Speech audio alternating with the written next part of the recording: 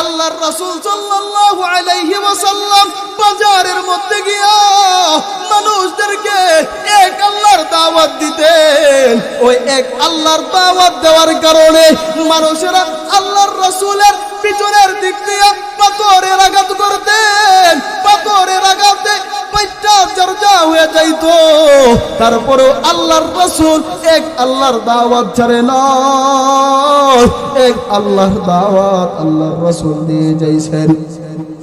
عن طارق بن عبد الله المحاربي رضي الله تعالى عنه طارق بن عبد الله المحاربي رضي الله تعالى عنه তিনি বলেন এখনো মুসলমান হন নাই, তিনি তখনও মুসলমান হন নাই। তিনি বলেন আনা বিসুকিদিল মাজাজি, জুল মাজাজ নামক এক বাজারের মধ্যে আমি উপস্থিত ছিলাম। ইদ আনা বিইনসানিন ইয়াকুল, আমি একজন ব্যক্তিকে চায়া দেখে সে বলতেছে ইয়া আইয়ুহান নাস, হে লোকেরা, ইন্না রাব্বাকুম ওয়াহিদুন, তোমাদের রব কিন্তু এক আল্লাহ। ওয়া ইন্না আবাকুম ওয়াহিদুন, তোমাদের পিতা কিন্তু একজন, আদম আলাইহিস সালাতু ওয়াস সালাম। আল্লাহর রাসূল সাল্লাল্লাহু আলাইহি ওয়াসাল্লাম ওই বাজারের মধ্যে মানুষদেরকে বলে ইয়া আইয়ুহান নাস, হে লোকেরা, কুলু লা ইলাহা ইল্লাল্লাহ, বলেন না লা ইলাহা ইল্লাল্লাহ, লা ইলাহা ইল্লাল্লাহ। রে দুরুদ সালাম हमारे आका पे, हबीबुल्लाह का दीदार मकसद हमारे ख्वाब में। रुखसार से बरका का जरा पर्दा उठा दो, रुखसार से बरका का जरा पर्दा उठा दो, लिल्लाहि मुझे हुस्न खुदा दाद दिखा दो, लिल्लाहि मुझे हुस्न खुदा दाद दिखा दो। ऐ बहर करम सिद्क हुसैन बिन अली का, ऐ बहर करम सिद्क हुसैन बिन अली का, प्यासा हो मुझे शरबत दीदार पिला दो, प्यासा हो मुझे शरबत दीदार पिला दो। कौनैन का मुख्तार खुदा तुमको बनाया, कौनैन का मुख्तार खुदा तुमको बनाया, उम्मत का निगाहबान खुदा तुमको बनाया, उम्मत का निगाहबान खुदा तुमको बनाया।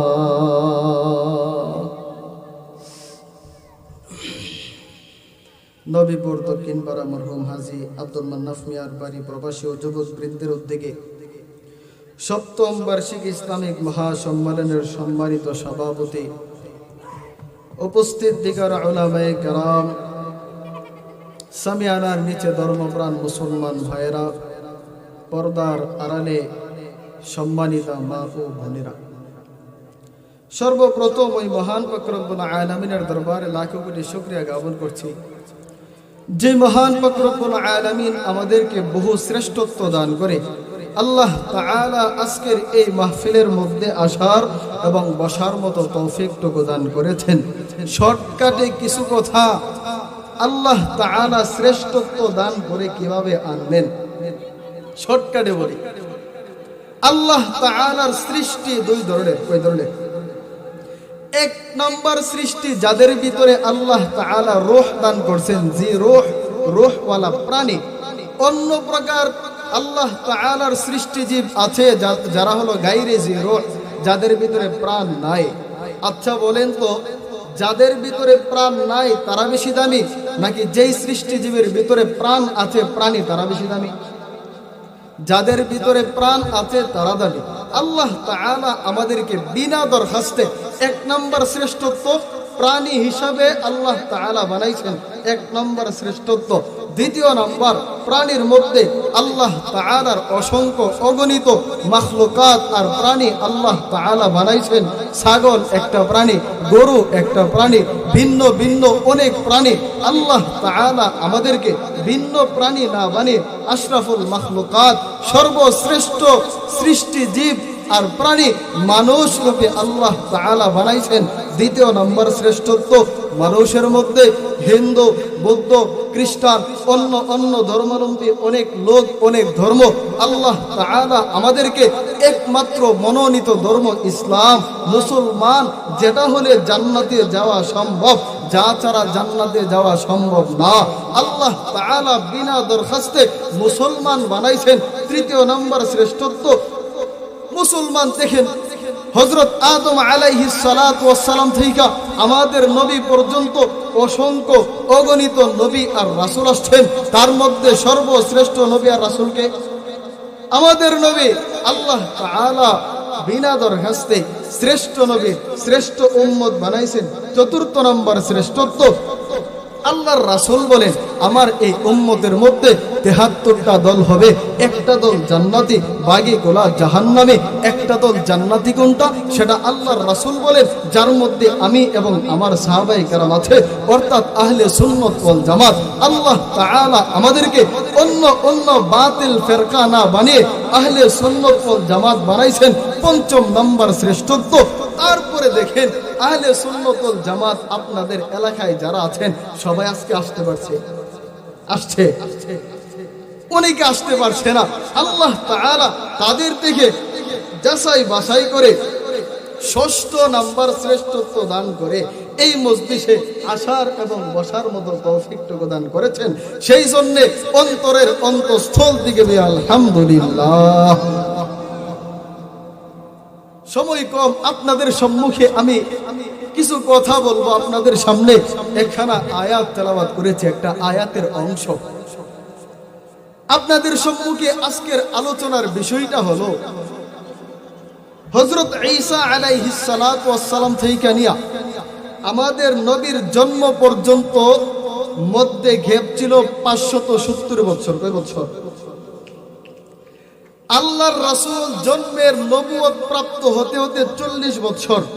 ৫৭০ বছর আর ৪০ বছর, মোট ৬১০ বছর। অর্থাৎ নবুয়তের গ্যাপ ছিল ৬১০ বছর, অর্থাৎ ৬০ বছরের মতন একটা নবুয়তের গ্যাপ। এই নবুয়ত নবী না থাকার কারণে মানুষ একেবারেই বর্বর যুগে পরিণত হয়েছে। অর্থাৎ আইয়ামে জাহেলিয়ত যেটাকে বলে, বর্বরতার যুগ। এমন যুগ হয়েছে সবার চেয়ে বেশি মূর্খ আর বর্বরতার যুগে পরিণত হয়েছে। তারপরে আল্লাহর রাসূল আসছেন।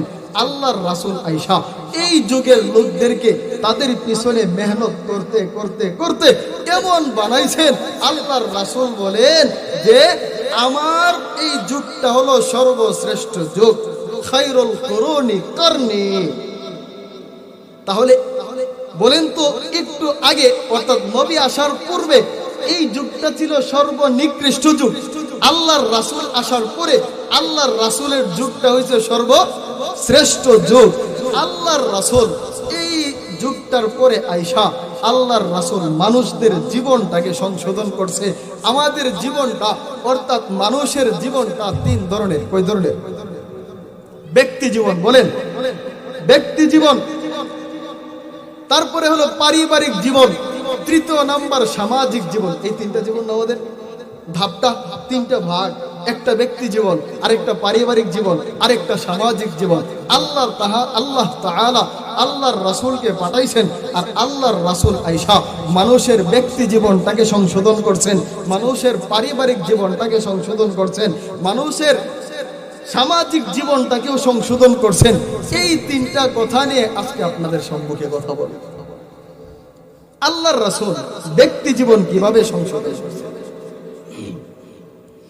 عن عمر بن أبي سلمة رضي الله تعالى عنه قال হযরত উমর ইবনে আবি সালামা রাদিয়াল্লাহু তাআলা আনহু তিনি বলেন কুনতু গুলামান ফি হাজরি রাসূলিল্লাহ সাল্লাল্লাহু আলাইহি ওয়াসাল্লাম। হযরত উমর ইবনে আবি সালামা রাদিয়াল্লাহু তাআলা আনহু তিনি বলেন আমি ছোটবেলা আমি যখন ছোট ছিলাম গোলাম ছিলাম আমি আল্লাহর রাসূলের কুলের মধ্যে ছিলাম। আল্লাহর রাসূলের কুলে কার কুলে? আল্লাহর রাসূলের কুল সর্বশ্রেষ্ঠ কুল, সর্বশ্রেষ্ঠ মানবের কুল, সর্বশ্রেষ্ঠ কুল। আল্লামা আব্দুল ফাত্তাহ আবু গুরদা রাহিমাহুল্লাহু তাআলা তিনি বলেন মা জামা আল্লাহুল খায়রা কুল্লা লি আহাদিন ইল্লা লিন-নবী সাল্লাল্লাহু আলাইহি ওয়াসাল্লাম। আল্লামা আব্দুল ফাত্তাহ আবু গুরদা রাহিমাহুল্লাহু তাআলা তিনি বলেন আকাশের যত শ্রেষ্ঠত্ব, জমিনের যত শ্রেষ্ঠত্ব, জান্নাতের যত শ্রেষ্ঠত্ব, দুনিয়ার মধ্যে যত শ্রেষ্ঠত্ব, সপ্ত আসমানের যত শ্রেষ্ঠত্ব, সপ্ত জমিনের যত শ্রেষ্ঠত্ব একত্রে আল্লাহ তাআলা আদম নবীকে দান করেন নাই, নূহ আলাইহিস সালামকে দান করেন নাই, ইব্রাহিম নবীকে দান করেন নাই, কোন পয়গম্বর কোন নবীকে একত্রে আল্লাহ তাআলা দান করেন নাই। কেবলমাত্র মুহাম্মদুর রাসূলুল্লাহ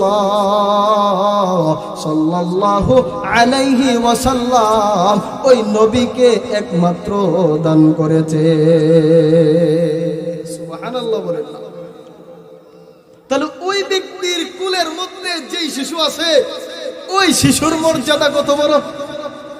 তিনি বলেন এমন অবস্থায় বসা, এমন অবস্থায় একটা খাবারের ডিশ আসছে, খাবার তার মধ্যে খাবার। ওয়াকানাত ইয়াদি তাতিশু ফিস সাহফা।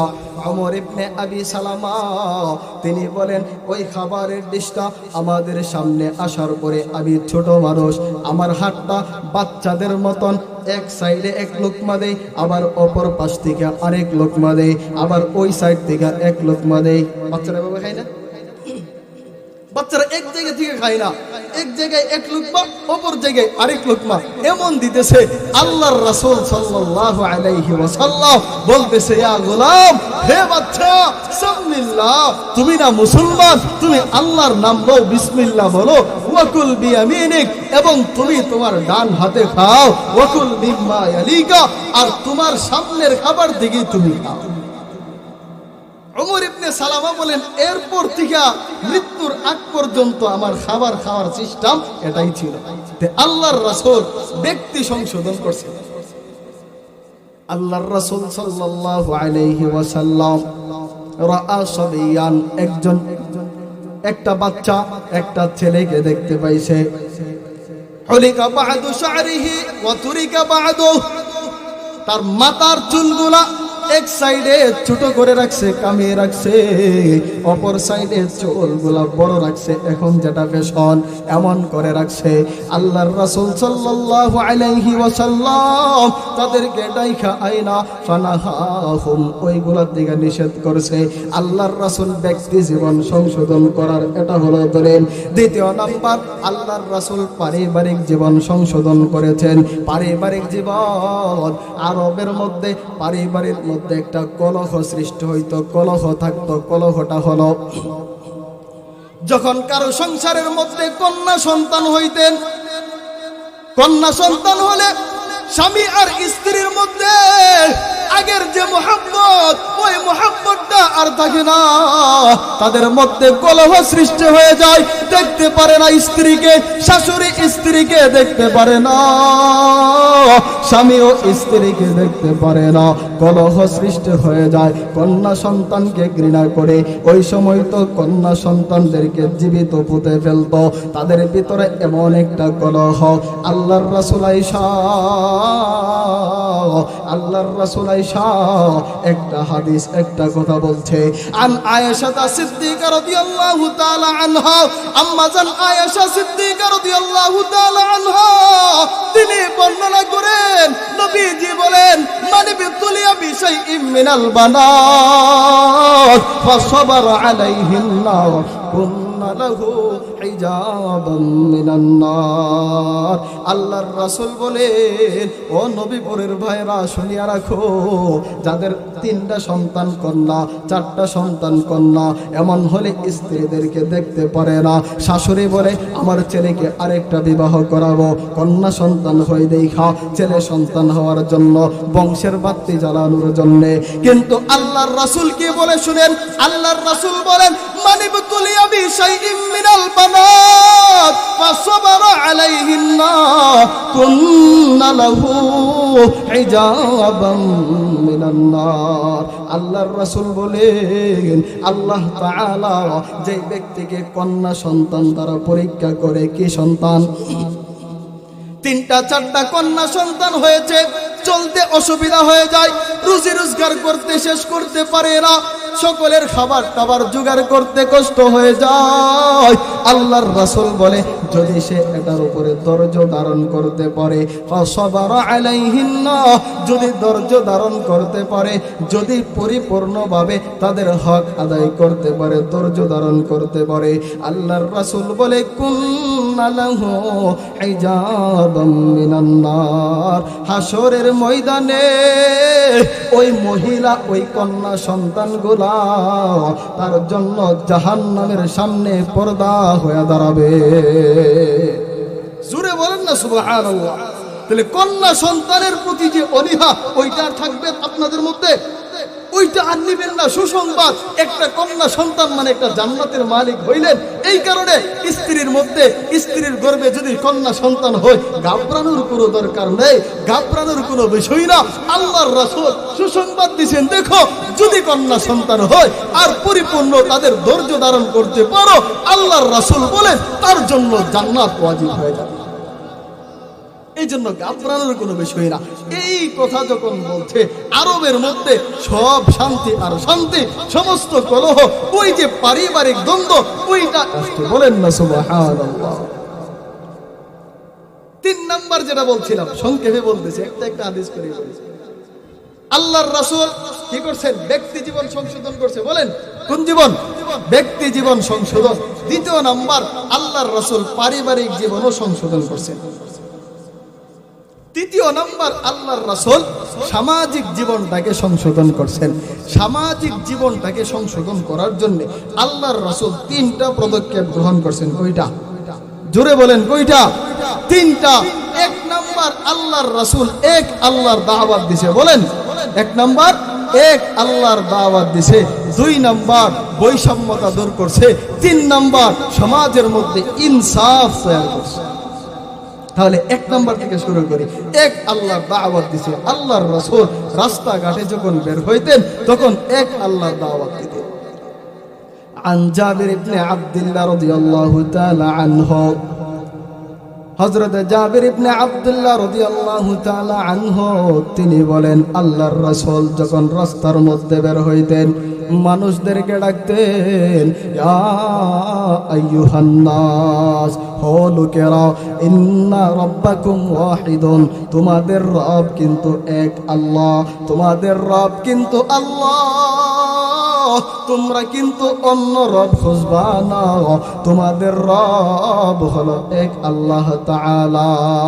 আল্লাহর রাসূল শুধু রাস্তায় রাস্তায় দাওয়াত দিতেন তাই নয়, আল্লাহর রাসূল সাল্লাল্লাহু আলাইহি ওয়াসাল্লাম বাজারের মধ্যে গিয়া মানুষদেরকে এক আল্লাহর দাওয়াত দিতেন।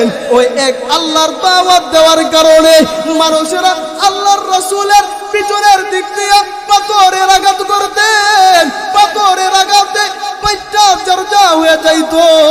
তারপরেও আল্লাহর রাসূল এক আল্লাহর দাওয়াত ছাড়ে না, এক আল্লাহর দাওয়াত আল্লাহর রাসূল দিয়ে যাইছেন। عن طارق بن عبد الله المحاربي رضي الله تعالى عنه, طارق بن عبد الله المحاربي رضي الله تعالى عنه তিনি বলেন, এখনো মুসলমান হন নাই, তিনি তখনও মুসলমান হন নাই। তিনি বলেন, আনা বিসুকিদিল মাজাজি, জুল মাজাজ নামক এক বাজারের মধ্যে আমি উপস্থিত ছিলাম। ইদ আনা বিইনসানিন ইয়াকুল, আমি একজন ব্যক্তিকে চায়া দেখে সে বলতেছে ইয়া আইয়ুহান নাস, হে লোকেরা, ইন্না রাব্বাকুম ওয়াহিদুন, তোমাদের রব কিন্তু এক আল্লাহ, ওয়া ইন্না আবাকুম ওয়াহিদুন, তোমাদের পিতা কিন্তু একজন, আদম আলাইহিস সালাতু ওয়াস সালাম। আল্লাহর রাসূল সাল্লাল্লাহু আলাইহি ওয়াসাল্লাম ওই বাজারের মধ্যে মানুষদেরকে বলে ইয়া আইয়ুহান নাস, হে লোকেরা, কুলু লা ইলাহা ইল্লাল্লাহ, বলেন না লা ইলাহা ইল্লাল্লাহ, লা ইলাহা ইল্লাল্লাহ, লা ইলাহা ইল্লাল্লাহ, লা ইলাহা ইল্লাল্লাহ। আল্লাহর রাসূল সাল্লাল্লাহু আলাইহি ওয়াসাল্লাম বলেন কুলু লা ইলাহা ইল্লাল্লাহ, তোমরা বলো না একমাত্র ইলাহ হলো আল্লাহ, তুফলিহুন, তাহলে তোমরা সফল কাম হয়ে যাইবা, দুনিয়ার মধ্যেও সফল হইবা, আখিরাতের মধ্যেও তোমরা সফল হয়ে যাইবা। দুনিয়ার মধ্যে আমরা মনে করি আমার ছেলে দুইজন ইটালির মধ্যে থাকে, আমেরিকা থাকে, সফল হয়ে গেছে, সমাজের লোকেরা বলে সে ব্যক্তি সফল হয়ে গেছে, 5 তলা একটা বিল্ডিং বানাইছেন, মানুষে বলে 5 তলা বিল্ডিং বানাইছে, ওইটার ভাড়া দিয়েই তো চলতে পারবে, সে সফল হয়ে গেছে। ছেলে বিদেশ থেকে টাকা পাঠাই, সফল হয়ে গেছে, পজিশন ওয়ালা হয়ে গেছে, সফল হয়ে গেছে, এমন সমাজের লোকেরা বলে। তবে সফলতা কিন্তু এটা না, সফলতা কিন্তু এটা না, সফলতা এটা না। সফলতা কোন জিনিস? সফলতা ওই জিনিস, সফলতা হলো যেই জিনিস একবার হাতে আসলে আর কখনো হাত ছাড়া হয় না, ওইটা হলো সফলতা। আপনি যে বিল্ডিং বানাইছেন ওই বিল্ডিংটা ধ্বংস হওয়ার সম্ভাবনা আছে কি না? জোরে বলেন। হাতছাড়া হওয়ার সম্ভাবনা আছে কি না? আপনার ছেলে বিদেশের মাটিতে, ওইটা অ্যাক্সিডেন্ট হওয়ার সম্ভাবনা আছে কি না? ওইটা তো হাতছাড়া হওয়ার সম্ভাবনা আছে। সুতরাং এটা কিন্তু সফলতা হতে পারে না। আপনি কোনটাকে সফলতা বলবেন? মাল সামানাকে সফলতা মনে করতেছেন, অথচ মানুষ ওইটা একবারও চিন্তা করি না। আমি আর আপনি কত দামি দামি টাইলস তারা গোসলখানা বানাই, মসজিদের ইমাম সাহেবকে দাওয়াত দিয়া নিয়া দেখায়, দেখেন না কত দামি দামি টাইলস দ্বারা গোসলখানাটা বানাইলাম, মেহমানদেরকে দাওয়াত দিয়া আইনা দেখায়, দেখেন না কত দামি দামি টাইলস, লক্ষ লক্ষ টাকা বানিয়ে গোসলখানাটা বানাইলাম। তবে একবারও চিন্তা করি না, যদি আমি আর আপনার এখন মৃত্যুটা হয়ে যায়, ছেলে তো বলবে না আমার বাবা কত লক্ষ লক্ষ টাকা বানায় গোসলখানাটা বানাইছে, শেষ গোসলটা তাকে ওই গোসলখানাতে দিয়ে দেই, এমন তো কেহ বলবে না, ভাইও বলবে না, কেহ বলবে না। বলবে রেডিমেড গোসলখানা বানাও, তাকে ওইখানে গোসল দিয়া দাও।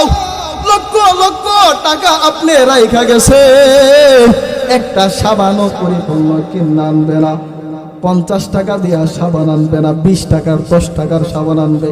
টাকা তো অভাব নাই, কিন্তু বলবে অপচয় করা লাগবে না, অপচয় করা যাবে না, তাহলে ওইটা সফলতা হতে পারে না। এত সুন্দর সন্তানদেরকে বাসস্থান করে দিলেন, যখন মৃত্যুটা চলে আসবে, কবরের মধ্যে যখন আপনি ঘুমিয়ে যাবেন, সন্তান তখন বলবে না হাইরে এত শীতের সময় আমার বাবা তো নরম বালিশ ছাড়া ঘুমাতে পারতো না, লেপতোষক ছাড়া ঘুমাতে পারতো না, আজকে একটা বালিশ দিয়া দেই, এই কথা বলবে না। স্ত্রী সারাটা জনম আপনার পাশে ছিল, পাশেই থাকছে, এই কথা ওই দিন যখন প্রাণ বায়ুটা চলে যাবে তখন বলবে না যে একটা রাত্র তার কবরের পাশে আমি থাকি, কত সময় না একসাথে কাটাইলাম, কতদিন একসাথে থাকলাম, দুঃখে সুখে কখনো তাকে ছেড়ে যায় না। আজকে একটা দিন তার কবরের পাশে তাকে কোনো স্ত্রী বলবে না। আপনি এটাকে কিভাবে সফলতা বলবেন? ওইটা হাতছাড়া হয়ে যাবে। সুতরাং এটা সফলতা হতে পারে না। নবীজি সফলতা কোন জিনিস? সফলতা হলো জান্নাত। সফলতা কোন জিনিস বলেন না? সফলতা হলো জান্নাত। জান্নাত একবার পাইলে কখনো জায়েল হবে না। জান্নাত এমন জিনিস, জান্নাতটা একবার পাইলে আপনার হাতছাড়া হবে না। জান্নাতের নিয়ামতগুলা কখনো ছুটে যাবে না। আবার নি চিন্তা করেন, হাই জান্নাতের মধ্যে প্রবেশ করলে আবার নি কিছুদিন পরে আবার মৃত্যু হয়ে যায় জান্নাতের মধ্যে, এমন কিন্তু হবে না। আবার নি চিন্তা করেন, আরে 1000 বছর যদি থাকি জান্নাতে, যদি নাজ নিয়ামত গুলা ভক্ষণ করি, আবার নি ওই নাজ নিয়ামত শেষ হয়ে যায়। না না না, এমন কখনো হবে না। আল্লাহর রাসূল কি বলেন দেখেন, একটা হাদিস শোনায়া দেয়। আল্লাহর রাসূল বলেন, ইদা দাখালা আহলুল জান্নাতিল জান্নাহ, যখন জান্নাতবাসীরা জান্নাতের মধ্যে প্রবেশ করবে, ওয়া আহলুন নারিন নার, এবং জাহান্নামীরা যখন জাহান্নামের মধ্যে প্রবেশ করবে, ইউনাদি মুনাদিন, একজন ঘোষণাকারী আয়েশা ঘোষণা করবে, ইয়া আহলাল জান্নাহ, ও জান্নাতবাসীরা, 4টা নিয়ামত আবাদুল আবাদ কখনো শেষ হবে না, সুসংবাদ গ্রহণ করো। ইন্না লাকুম আন তাহইয়াউ ফালা তামুতু আবাদা, তোমরা সর্বদাই আবাদুল আবাদ পর্যন্ত জীবিত থাকবা, কখনো তোমাদেরকে মৃত্যু গ্রাস করবে না। ওয়া ইন্না লাকুম আন তাশিব্বু ফালা তাগরাবু আবাদা, এবং সর্বদাই তোমরা যুবক বয়সে থাকবা, কখনো তোমরা বৃদ্ধাপনী হবা না, বৃদ্ধ হবা না। ওয়া ইন্না লাকুম আন তাসিহু ফালা তাসকামু আবাদা, সর্বদাই তোমরা সুস্থ থাকবা, কখনো তোমাদেরকে অসুস্থতা গ্রাস করবে না। ওয়া ইন্না লাকুম আন তানআমু ফালা তাবআসু আবাদা, সর্বদাই নাজ নিয়ামত ভক্ষণ করবা, কখনো তোমাদের ওই নাজ নিয়ামত শেষ হবে না, বরং যত নাজ নিয়ামত ভক্ষণ করবা তত বেশি নাজ নিয়ামত বেড়ে যাবে। বলেন না সুবহানাল্লাহ। বেহেশতা সাকে আজারে নবাশাত, कसे कारे कसे बारे नबाशात, लुत्फ से जिंदम बदम कहरे से जिन गाह गाओ, लुत्फ से जिंदम बदम कहरे से जिन गाह गाओ, ए भी से जिन वाह हुआ, वा भी से जिन वाह हुआ, ए भी से जिन वाह हुआ, ओ भी से जिन वाह हुआ। জান্নাতের নাজ নিয়ামত কখনো শেষ হবে না। তাহলে বলেন সফলতা কোন জিনিস? যেটা হাতে আসলে কখনো হাত থেকে দূর হয় না, ওইটা হলো সফলতা। মাল সামানা কি কখনো জায়েল হবে না এমন নাকি? নাকি জায়েল হয়ে যাবে, দূর হয়ে যাবে। সুতরাং মাল সামানা ধন সম্পদ ওইটা সফলতা হতে পারে না। ছেলে বিদেশের মাটিতে আছে, ওইটা সফলতা হতে পারে না। বিল্ডিং বানাইছেন, ওইটা সফলতা হতে পারে না। আল্লাহর রাসূল সাল্লাল্লাহু আলাইহি ওয়াসাল্লাম বলেন, ইয়া আইয়ুহান নাস কুলু লা ইলাহা ইল্লাল্লাহ তুফলিহুন, বলো না লা ইলাহা ইল্লাল্লাহ, তাহলে তোমরা সফলকাম হয়ে যাইবা। সফলকাম মানে জান্নাতি হয়ে যাইবা। তারিক ইবনে আব্দুল্লাহ বলেন, وخلفه يرمي قد أدم ساقي। তারিক ইবনে আব্দুল্লাহ আল মুহারবি তিনি বলেন, একজন লোক তো মানুষদেরকে ডাকতেছে যে তোমরা বলো না লা ইলাহা ইল্লাল্লাহ, আর পিছনে তাকায় দেখি আরেকজন ব্যক্তি ওই ব্যক্তিকে পাথরের আঘাত করতেছে, পাথরের আঘাত, পিছন দিক দিয়া পাথর মারে। কদে আদামা সাকাই, ওই ব্যক্তির হাঁটু দেখা অর্থাৎ পা মুবারক গুলা রক্তে রঞ্জিত হয়ে গেছে। তারিক ইবনে আব্দুল্লাহ আল মুহারবি বলেন, শুধু পাথর আঘাত করে না তা নয়, পিছনের ব্যক্তি ডাক দিয়ে বলে, ইয়া আইয়ুহান নাস আন্নাহু কাযাব, হে লোকেরা তার কথা কিন্তু তোমরা বিশ্বাস করবা না, সে হলো মিথ্যুক, এমন কথাও বলতেছে। তারিক ইবনে আব্দুল্লাহ বলে, আমি বাজারের লোকদেরকে জিজ্ঞাসা করলাম মান হাদা, ওই ব্যক্তিকে? তখন বাজারের লোকেরা বলে কালো হাদা মুহাম্মাদুন জাআমা আন্নাহু রাসূলুল্লাহ, ওই যে দাওয়াত দিতেছে বলতেছে লা ইলাহা ইল্লাল্লাহ বলার জন্য সে হলো মুহাম্মদ, সে ধারণা করে সে হলো আল্লাহর রাসূল। আর পিছনের ব্যক্তিটাকে যাকে দেখতেছো হাদা আম্মুহু আবু লাহাব, ওই ব্যক্তি হলো ওই মুহাম্মদের চাচা আবু লাহাব, পিছনের মধ্যে পাথর আঘাত করতেছে।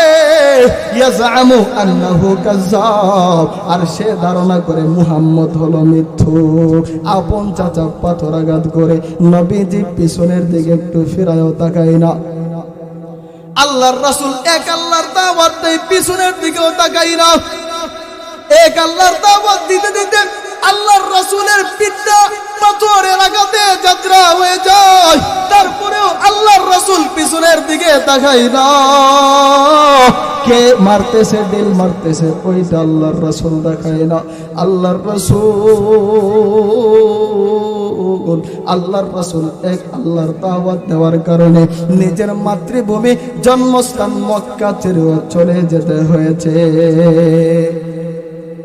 বেঈমানরা নবীজিকে বাধ্য করেছে মুহাম্মদ মক্কা ছেড়ে চলে যাও, কিন্তু নবীজি মক্কা ছেড়ে তো যাইতে চাই না। কেমনে যাবে? মুহাম্মদের জন্মস্থান তো মক্কা। তবে ওই বেঈমানরা আল্লাহর রাসূলকে বাধ্য করেছে মক্কা ছেড়ে চলে যাও। ইয়াতিম নবী মক্কা ছেড়ে চলে যেতেই হবে, মক্কার পথ দিয়া হাইটা হাইটা। ইয়াতিম নবী চৌরাস্তার মধ্যে গিয়া পিছনের দিকে তাকায়া তাকায়া চোখের পানি ছেড়ে ছেড়ে কান্দের মক্কা, তোর মধ্যে কত মানুষ বাসস্থান হইল, আমি মুহাম্মদের জন্য বুঝি একটু জায়গা হলো না। মুহাম্মদ ওই নবীজি এক আল্লাহর দাওয়াত দেওয়ার কারণে মাতৃভূমি ছেড়তে হয়েছে। আল্লাহর রাসূল দাওয়াত দেয়, বলো না লা ইলাহা ইল্লাল্লাহ তুফলিহু, তাহলে তোমরা সফল কাম হয়ে যাইবা। আল্লাহর রাসূল বাজারের মধ্যে দাওয়াত দিতেন আর নির্যাতনগুলো সহ্য করতেন। আল্লাহর রাসূল সাল্লাল্লাহু আলাইহি ওয়াসাল্লাম বাজারের মধ্যে দাওয়াত দেওয়ার পরে বাজারের লোকদের যাদের অন্তরটা একটু একটু নরম হইতো, আল্লাহর রাসূল বাড়ি গিয়া আবার ইনফিরাদি দাওয়াত দিত। আল্লাহর রাসূল বাজারের মধ্যে তাদেরকে দাওয়াত দেওয়ার পরে অন্তরটা তাদের নরম হইতো, বাড়িতেও দাওয়াত দিতেন। আল্লাহর রাসূল দাওয়াতের কাজ চালায় গেছেন। তাহলে এক নাম্বার কাজ আল্লাহর রাসূল এক আল্লাহর দাওয়াত দিবেন। বলেন না এক নাম্বার কাজ কি? এক নাম্বার কাজ আল্লাহ তাআলার একত্ববাদের দাওয়াত দিছে। এই দাওয়াতই তো গ্রহণ করেছেন। এই দাওয়াত যে গ্রহণ করেছে জান্নাত পেয়েছে। হযরত বেলাল রাদিয়াল্লাহু তাআলা আনহু আল্লাহর রাসূল যখন ওই জান্নাতের মধ্যে প্রবেশ করে মেরাজের রাত্রিতে জান্নাতের মধ্যে গিয়া দেখে জান্নাতের ভিতরে কার যেন পায়ের শব্দ শোনা যাইতেছে। আল্লাহর রাসূল তখন জিবরাইলকে বলে, জিবরাইল জান্নাতের মধ্যে কি আমার পূর্বে কেউ প্রবেশ করেছে? জিবরাইল বলে, আল্লাহর রাসূল আপনিই তো সর্বপ্রথম যাকে আল্লাহ তাআলা জান্নাত দেখাইছে আর জান্নাতের মধ্যে প্রবেশ করাইছে। তাহলে ওই জান্নাতের মধ্যে কার আওয়াজ শোনা যায়, কার পায়ের শব্দ শোনা যায়? আল্লাহর রাসূলকে জিবরাইল উত্তর দেয়, আব্দুকা বেলাল। আল্লাহর রাসূল ওই পায়ের শব্দ আপনার গোলাম বেলালের পায়ের শব্দ। ওই বেলাল দুনিয়ার মধ্যে পা ফেলে, তবে তার পায়ের শব্দ জান্নাতের মধ্যে শোনা যায়। বলেন না সুবহানাল্লাহ। কিসের কারণে? এক আল্লাহকে ধরছে, নির্যাতন হয়েছে কিন্তু ছাড়ে নাই। যেমন ওই ফেরাউনের বাদী মাস্তা এক আল্লাহকে পাইছে, সন্তান নিজে একেবারে কুরবান হয়ে গেছে, গরম তেলের ভিতরে ঢুকে গেছে, তারপরেও এক আল্লাহকে ছাড়ে না। আল্লাহর রাসূল সাল্লাল্লাহু আলাইহি ওয়াসাল্লাম যখন মেরাজের রাত্রিতে উর্দু গগনের মধ্যে যাওয়ার জন্য রওনা করলেন, আকাশের কাছাকাছি যাওয়ার পরে আল্লাহর রাসূল দুনিয়ার এক জায়গা জান্নাতের একটা সুগ্রাণ, একটা গ্রাম পাইছে। আল্লাহর রাসূল জিবরাইলকে বলে, জিবরাইল কোন জায়গা থেকে জান্নাতের সুঘ্রাণ আসে?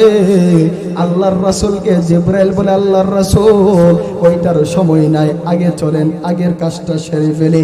আল্লাহর রাসূল বলে, না না, বলো না। জিবরাইল বলে, আল্লাহর রাসূল ওইটা হলো ফেরাউনের বাদীমাস্তা এবং তার দুইটা সন্তান।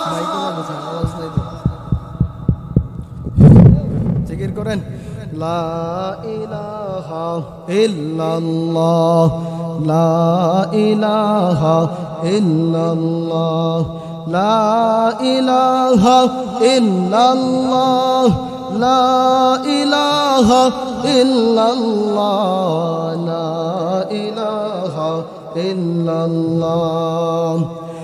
আসমানো মালিক আল্লাহ আল্লাহ, জমিনো মালিক আল্লাহ আল্লাহ।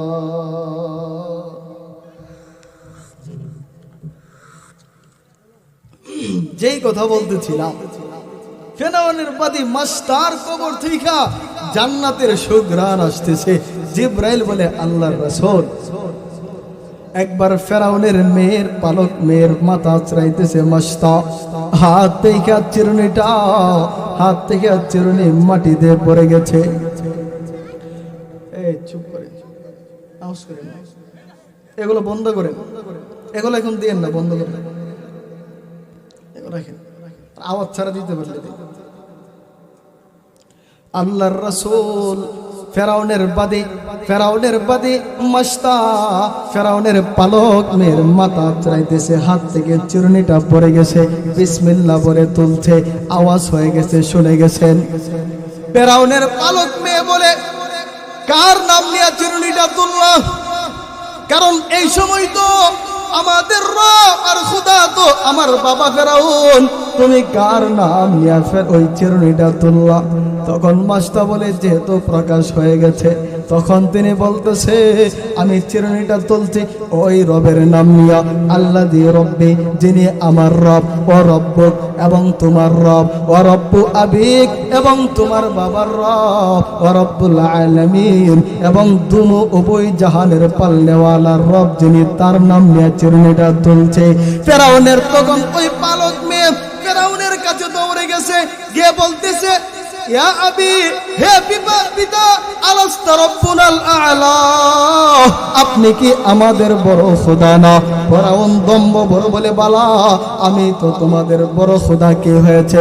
বলে, মাস্তাদি কোন রবের খবর দিল দেখেন না, আনো মাস্তাকে। আনার পরে জিজ্ঞাসা করছে, কোন রবের নাম নিলা?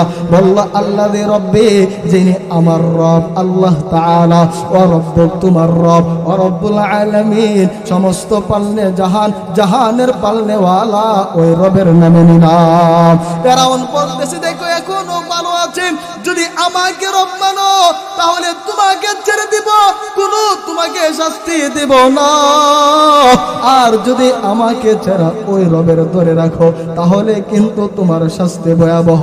ছাড়ে নাই ওই রূপকে। গরম তেলের ডেক আল্লাহ ওই ফেরাউনে তখন গরম ডেক আনছে, একেবারে তেল তার ভিতরে টকবক করতেছে। তখন তার একটা বাচ্চা ছিল, বাচ্চাটাকে ডেকের ভিতরে দিয়া দিছে, সাথে সাথে বাচ্চাটার মাংসগুলা পুইরা হাড্ডিটা বাইসা উঠছে সাথে সাথে। আবার বলতেছে, এখনো সময় আছে, বলো না আমারে রব মানলে তোমাকে ছেড়ে দিব। বলে, না, ওই রবকে ছাড়তে পারবো না। কোলের শিশুটাকে টান দিয়ে ডেকের ভিতরে আবার ফেলে দিয়েছে। ওই শিশুটাও সাথে সাথে একেবারে ধ্বংস হয়ে গেছে, মারা গেছে। তখন ওই মাস্তা মনে মনে ভয় পেল, কারণ নিজের জানের এখন আসছে। কিন্তু ওই দিক দিয়া ডেগের মধ্য থেকে যখন বাচ্চাটার রূহটা উপরের মধ্যে উঠে, তখন ডাক দিয়ে বলে, উম্মি লা তাখাফি, হে মা তুই ভয় পাস না, একটু পরে জান্নাতের মধ্যে তোর আর আমার মিলন মেলা হইবে, তুই ভয় পাস না। তুই বই পাওয়ার কোনো কারণ নাই। ফেরাউন জিজ্ঞাসা করছিল তোমার শেষ আশাটা কি? তখন বলছিল আমার শেষ ইচ্ছাটা হলো আমাদের এই তিনজনের হাড্ডিগুলো একটা কবরের মধ্যে রাখবা। ওই জিব্রাইল বলে আল্লাহর রাসূল ওই কবর থেকে জান্নাতের সুঘ্রাণ আসতেছে। अल्लाह अल्लाह क्या मज़ा मुर्शिद का मैखाना में है, दोनों आलम की हकीकत एक पैमाना में है, दोनों आलम की हकीकत एक पैमाना में है। शम्अ में रन्नत कहा जो एक परवाना में है, लुत्फ जीने में नहीं जल जल के मर जाने में है, लुत्फ जीने में नहीं जल जल के मर जाने में है। तू मुझे आसमान दिया और तू मुझे रास्ता दिया, तू मुझे आसमान दिया और तू मुझे रास्ता दिया, नेमतों से भर दिया और सबसे बेहतर कर दिया, नेमतों से भर दिया और सबसे बेहतर कर दिया। मेरे सर से पाँव तक तेरा सनाअत सब दिया, मेरे सर से पाँव तक तेरा सनाअत सब दिया, बोल देखने को आँख देकर बोलने को लब दिया, देखने को आँख देकर बोलने को लब दिया। बोलें ना अल्लाहु अकबर। ওই রবের দাওয়াত দিয়েছেন। তাহলে সময় সংক্ষেপ সামনে আগাই। দ্বিতীয় নাম্বার আল্লাহ রাসূল, এক নাম্বার তো এক আল্লাহর দাওয়াত দিয়েছে। সমাজটাকে সংশোধন করার জন্য পদক্ষেপ কয়টা? তিনটা। জোরে বলেন কয়টা? তিনটা। এক নাম্বার এক আল্লাহর দাওয়াত, দ্বিতীয় নাম্বার আল্লাহর রাসূল ইনসাফ তৈরি করছেন। কি করছেন? ইনসাফ তৈরি করছেন। ইনসাফ আবার আল্লাহর রাসূল চার ধরনের ইনসাফ করছে। কয় ধরনের? এক নাম্বার ব্যক্তি জীবনে ইনসাফ। বলেন এক নাম্বার কি? মানে নিজের চাইরানা, নিজের 16 আনা, অপরের চাইরানা এমন না, বরং আল্লাহর রাসূল সমান সমান নিজের ব্যাপারেও ইনসাফ। দ্বিতীয় নাম্বার পরিবারের বেলায়ও ইনসাফ। তৃতীয় নাম্বার আল্লাহর রাসূল গোষ্ঠীর ব্যাপারে ইনসাফ করছে। চতুর্থ নাম্বার আল্লাহর রাসূল সামাজিক ভাবে ইনসাফ করছে। যদি সময় পাই প্রত্যেকটার একটু একটু করে টাচ দিব। আল্লাহর রাসূল ব্যক্তি জীবন কিভাবে ইনসাফ করছে। আল্লাহর রাসূল সাল্লাল্লাহু আলাইহি ওয়াসাল্লাম আন উসাইদ ইবনে হুদাইর রাদিয়াল্লাহু তাআলা আনহু, উসাইদ ইবনে হুদাইর থেকে বর্ণিত, রাজুলুম মিনাল আনসার, তিনি আনসারে এক সাহাবী এবং তার মধ্যে কিছু মজাক ছিল, অর্থাৎ তিনি লোক হাসাইতেন। আছে না অনেক মানুষ কথা বললেই অন্য মানুষ খুশি হয়ে যায়, এমন তার ভিতরে একটু লোক হাসানির মতন একটা কৌশল ছিল। কথা বললেই মানুষ খুশি হইত। আল্লাহর রাসূলের যখন মন খারাপ হতো কখনো কখনো তিনি কথা বলে আল্লাহর রাসূলকে হাসাইতেন। তার ভিতরে কিছু মজাক ছিল, অর্থাৎ হাসাইতে পারত। আল্লাহর রাসূল সাল্লাল্লাহু আলাইহি ওয়াসাল্লাম ফাতুআনাহু ফি খাসিরাতিহি, আল্লাহর রাসূল বিউদিন একটা কাঠের টুকরা দ্বারা তার কোমরের মধ্যে গোছা মারছে। তখন ওই ব্যক্তি বলতেছে আল্লাহর রাসূল আপনি তো আমাকে গোতা দিয়েছেন, কষ্ট পাইছে, আসবিরিনি, আমি এটার বদলা চাই, আমারে বদলা নিতে দেন। আল্লাহর রাসূল সাল্লাল্লাহু আলাইহি ওয়াসাল্লাম বলেন বাস্তবিক, ঠিক আছে তুমি বদলা নাও। তখন দেখেন উসাইদ ইবনে হুদাইর কেমন সাহাবী, কেমন একটা কথা বললেন। তিনি আল্লাহর রাসূলকে বলে আল্লাহর রাসূল ইন্না আলাইকা কামিসান ওয়া লাইসা আলাইয়া কামিসুন। আল্লাহর রাসূল একটু আগে যখন আমাকে গোতা দিবেন তখন তো আমার মধ্যে আমার শরীরের মধ্যে কোনো কাপড় ছিল না, আপনার শরীরের মধ্যে তো কাপড় আছে, আমার শরীরে কাপড় ছিল না, গোতা দিয়েছেন ওই সময় তো বেশি ব্যথা পাইছি, আপনার শরীরে তো কাপড় আছে, যদি গোতা দিয়ে কম ব্যথা পাইতেন, সুতরাং আপনি কাপড় উঠান। আল্লাহর রাসূল আল্লাহর রাসূল নিজের ওই কুর্তাটা উঠাইছেন, পিঠটা উদাম করে দিয়েছে।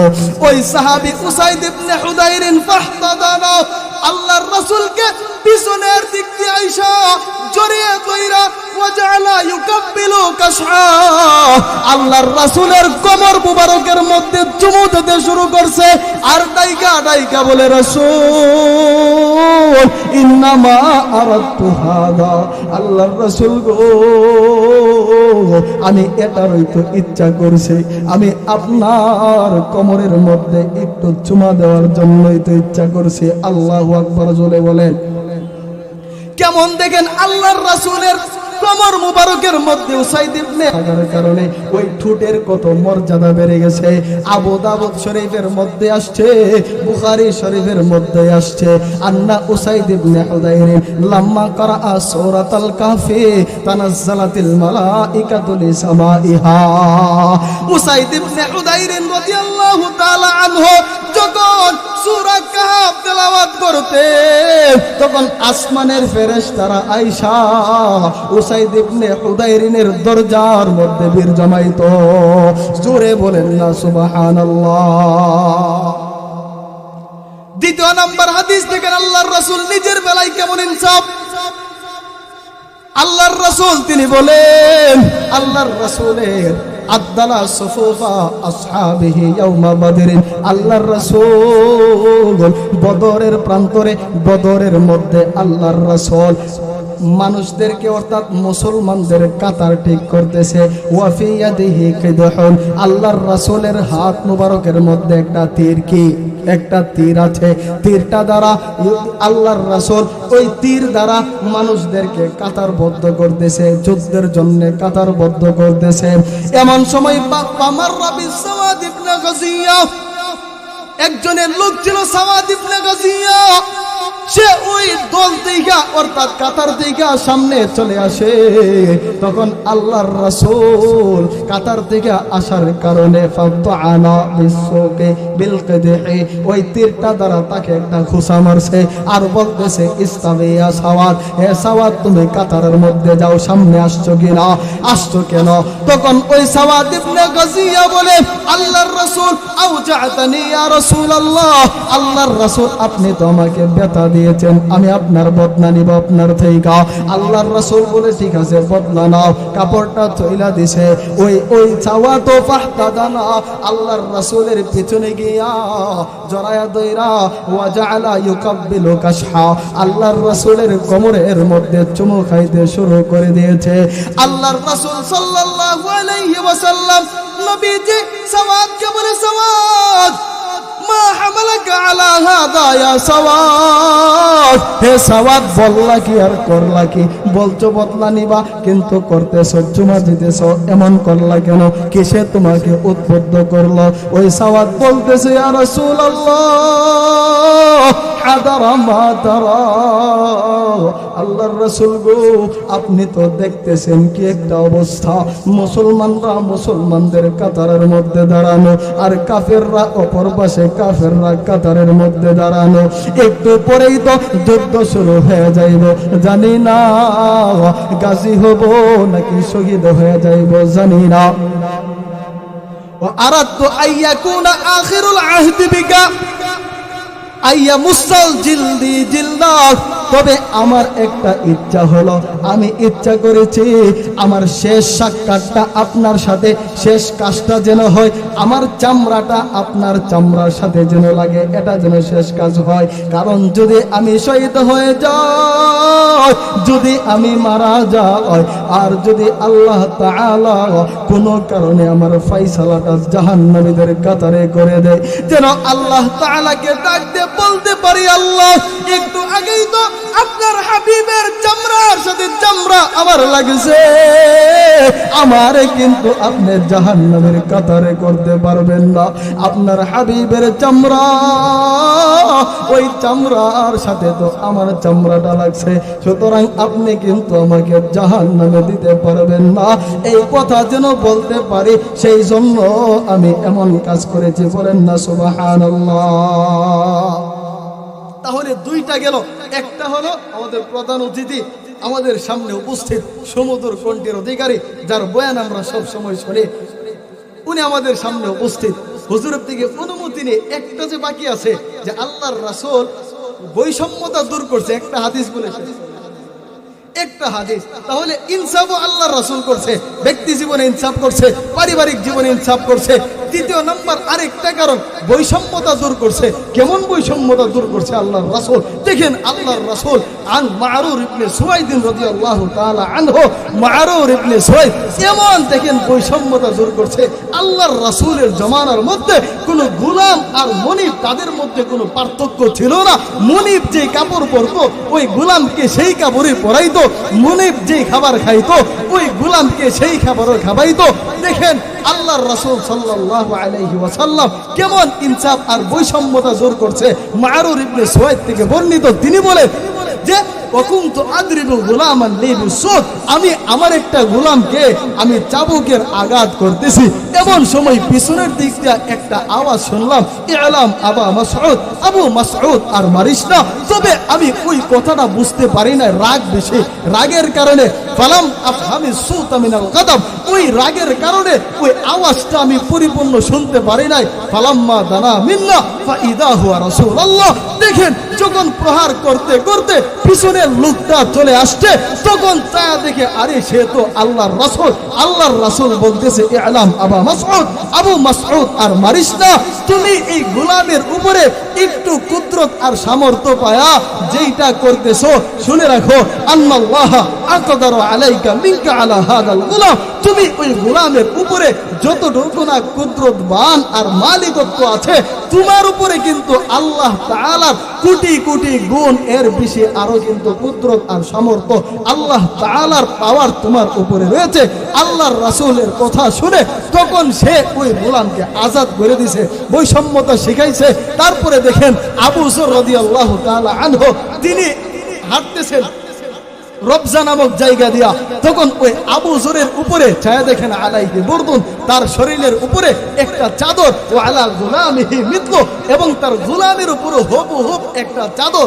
তখন ওই জিজ্ঞাসা করতেছে আবু যর, যদি ওইটা তোমার হইতো, দুইটা কাপড় কানাতিল হুল্লাহ, তাহলে এক জোড়া কাপড় হইতো, বড় সুন্দর হইতো। তখন তিনি বলতেছে দেখো আমার এবং তার মধ্যে একটা ব্যাপার ঘটছে, কারণ তার মা ছিল কানাত উম্মুহু আজামিয়া আইয়ারতুহু, আমি তাহাকে গালি দিয়েছিলাম। আল্লাহর রাসূলের কাছে গিয়া শাকায়াত করছে, নালিশ করছে। আল্লাহর রাসূল আমাকে ডাকছে, ফালাকিতুন নবিয়্য সাল্লাল্লাহু আলাইহি ওয়াসাল্লাম, সাক্ষাৎ করার পরে আল্লাহর রাসূল বলে, হে আবু যর, তোমার ভিতরে তো জাহিলিয়তের যুগের ওই অহংকার রয়েছে। তখন যে আল্লাহর রাসূল কথাটা বলছে, দেখো হুম ইখওয়ানুকুম, তারা তোমাদের ভাই, জাআলাহুমুল্লাহু তাহতা আইদিকুম, আল্লাহ তাআলা তাদেরকে তোমাদের আয়াতে দিয়া দিয়েছে, সুতরাং ফাআতইমুহুম মিম্মা তাআকুলুন, তোমরা যা খাইবা তাদেরকে তা খাওয়াইবা, ওয়া আলবিসুহুম মিম্মা তালবাসুন, তোমরা যা পরবা তাদেরকে তা পরাইবা। আবু যর বলেন ওই দিনের পর থেকে আমি যা খাই তাকে তা খাওয়াই, আমি যা পরি আমার গোলামরে তা পরাই। আল্লাহ তাআলা আমাদেরকে এই বাঙ্গাচোরা কিছু কথা আল্লাহর রাসূল সমাজটাকে আল্লাহর রাসূল সংশোধন করছেন, যেভাবে করছেন ইনসাফ তৈরি করছেন, আমাদেরকে সমাজের মধ্যে যেন ইনসাফ তৈরি করতে পারে সেই তৌফিক দান করুন। ওয়া আখিরু দাওয়ানা আনিল হামদুলিল্লাহি রাব্বিল